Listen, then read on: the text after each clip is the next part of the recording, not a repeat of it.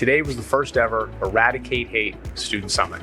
We had 14 high schools from across the region attend, coming together to figure out the types of things that they would want to do back in their own school communities to spread kindness and to eradicate hate in their own backyard. So here in the convention center, we have the Eradicate Hate Global Summit taking place. So there's 1,000 people here from across the world working together to figure out how can we combat this problem.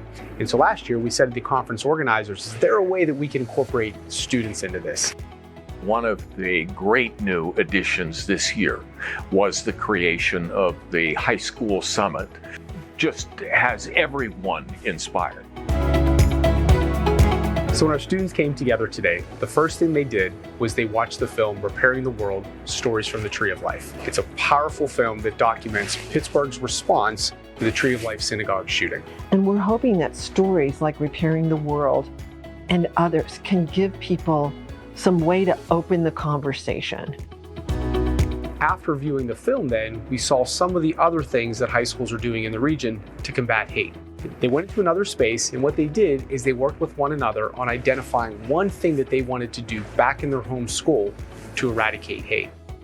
I think that if they come out with a further understanding about this, with a community of like-minded friends, students, and begin to see that their work could make a difference, I just think it's so important and so impactful. And that we can use this as hopefully an example to other school districts and school systems. We're going to be led by the kids because their passion, their understanding of what it means to be growing up in the 21st century is really different than what we understood about growing up in the 20th century. And at the end, we brought all the students back together so they had an opportunity to hear the ideas from the other schools that were in the room.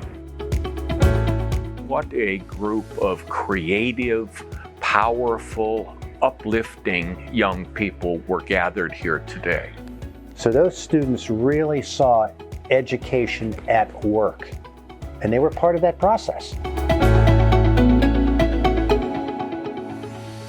At some point, they won't need a summit to make it happen. They won't need a summit to come together. They will summit themselves.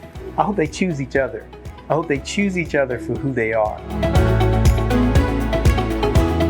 They are passionate about what they're doing, and they give me hope. Well, we are not shrinking violets, and what happened to us is not going to make us hide. It's going to propel us forward and to let people know that we've accomplished something. We're strong. We're stronger than hate.